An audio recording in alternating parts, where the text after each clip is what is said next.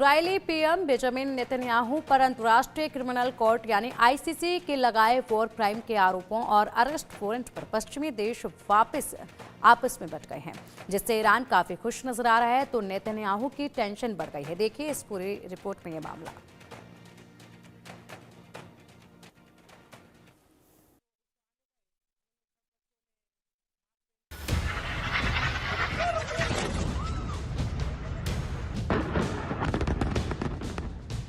Gaza की चीख पुकार,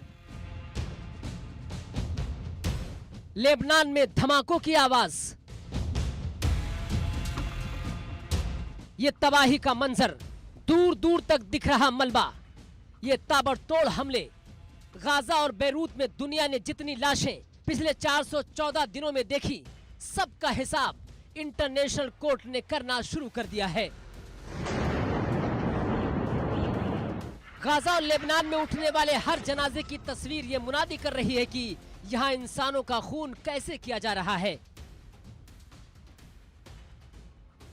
जिस इंटरनेशनल कोर्ट ने 2023 में पुतिन के खिलाफ वारंट जारी किया था, उसी कोर्ट ने नेतन्याहू के खिलाफ गिरफ्तारी का वारंट जारी किया। पुतिन की गिरफ्तारी की मांग नाटो समेत कई देश कर रहे हैं, लेकिन नेतन्याहू के वारंट पर अमेरिका और नाटो के कुछ देश आमने सामने आ गए हैं। साथ साथ चलने वाले नाटो और अमेरिका दो धड़ों में बटे हुए लग रहे हैं। इसकी वजह है गाजा में 44,176 लोगों की मौत, 1,04,268 लोग घायल हो चुके हैं। यह भी कहा गया है कि हकीकत में मरने वालों की तादाद ज्यादा है, क्योंकि ज्यादातर लाशें मलबे के नीचे या ऐसे क्षेत्रों में दबी हैं जहां तक डॉक्टर नहीं पहुंच सकते। गाजा में हालात यह है कि लोगों को खाना और पानी तक मुयस्सर नहीं हो पा रहा है। लाखों की संख्या में लोग विस्थापित हो रहे हैं। दूसरी तरफ नेतन्याहू लेबनान के बेरूत में बमबारी कर रहे हैं, जिससे बेरूत शहर खंडहर में तब्दील होता जा रहा है। लेबनान में अब तक 3500 से ज्यादा लोगों की मौत हो चुकी है और तकरीबन 15,000 से ज्यादा लोग घायल हो चुके हैं। लगभग 12 लाख लोग पलायन करने को मजबूर हैं। करीब 48,000 लाशों से पीछा छुड़ाना नेतन्याहू के लिए मुश्किल हो गया है, क्योंकि इंटरनेशनल कोर्ट ने नेतन्याहू की गिरफ्तारी का वारंट जारी किया।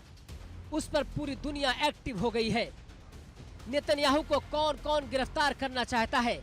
इटली की पीएम मेलोनी ने कहा कि नेतन्याहू इटली आए तो इंटरनेशनल कोर्ट को मानते हुए नेतन्याहू को सलाखों के पीछे डाल दिया जाएगा। स्पेन ने भी कहा कि वो इंटरनेशनल कोर्ट का ऑर्डर लागू करेगा, यानी नेतन्याहू को गिरफ्तार करना चाहिए। गाजा को लेकर इटली और स्पेन से लगातार झटके मिलते रहे हैं। दोनों देश नेतन्याहू की युद्ध नीति पर सवाल दागते रहे हैं। साथ ही ब्रिटेन, आयरलैंड, नीदरलैंड भी गिरफ्तार करने को तैयार हैं। आयरलैंड, नॉर्वे और स्पेन तो फिलिस्तीन को एक अलग देश की मान्यता भी दे चुके हैं। गाजा में जो तबाही है उस पर नेतन्याहू को कसूरवार भी ठहराते हैं।